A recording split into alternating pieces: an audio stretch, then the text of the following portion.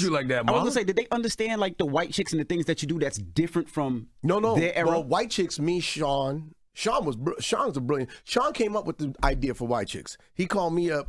I thought this nigga was high on green tea, and he was like, "We should play white women." I said, "Nigga, go to sleep." Y'all was ahead of y'all time. Yeah, he was. Yeah, y'all was identifying as women. Shawn, he saw back in the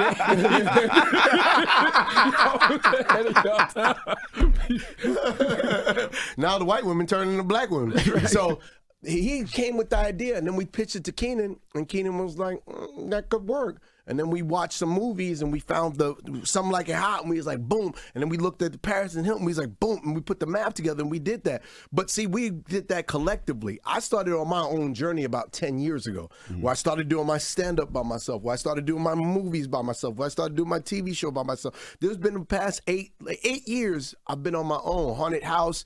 You know, I did that movie. I did all those movies, $40, $50 million budgets, $35 million budgets. When I did Haunted House, I went all the way back to ground one, $1 million to make a movie. Wow. We had one location in a house. We wrote the script, me and my producing partner, Rick Alvarez, and we did a movie for $1 million that grossed $70 million worldwide. And then we was off to the races. But every little movie, we kept getting more money, like $2 million. Then we went to $3 million. Then we went to a $5 million budget. Then we did Naked, and that was a $15 million budget. And then we did, what was the one after Naked? Sextuplets, that was a $38 million budget. And the last one we did, Curse of Bridge Hollow, was a $48 million budget. So wow. I'm slowly but surely progressing. And it's the same thing with the art. And I'm doing exactly what I said. I said every 2.5 years, I'm gonna drop a special. So I did Wokish, and if I watch Wokish, and then watch the performance in this one. Wokish, I was nervous, I was all over the place, I was young, I was sweating, I was doing too much. Then in the other one, You Know What It Is, I did it during the pandemic. I learned each time.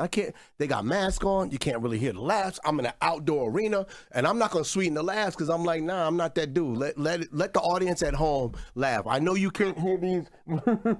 That's gonna sound dim. So the audience at home was like, nah, they wasn't laughing because laughter's contagious. So on this one, I was like, I'm gonna go to center stage. I'm gonna make sure that I'm there with this loud ass crowd, and I'm gonna give this dope ass performance, but I gotta sit in the pocket like a quarterback. I'm not gonna go running around. I'm Tom Brady until the defense breaks down, and then I'm Patrick Mahomes. Wow. And I'm seriously calming myself down. I don't hype myself up. I went on stage real calm.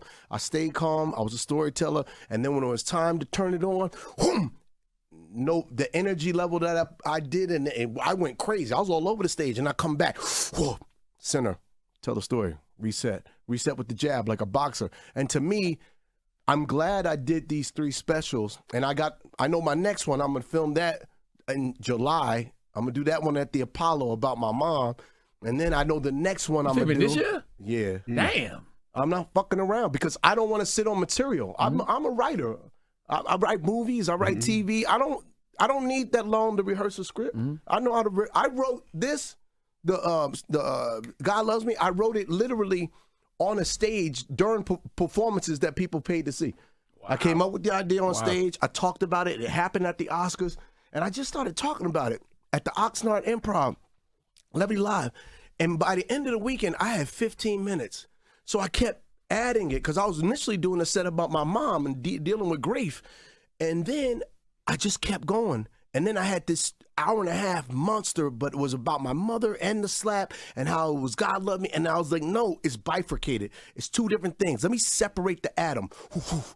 Then I just looked at that, and I was like, oh, snap, and I just saw the journey. And then I was like, boom, boom, here's how you bookend it. Here's a little message. And I felt good. And I filmed this crazy. Normally you tour for like 2-3 years to get the set. I toured for 3-4 months. I filmed in August. The slap happened March 27th.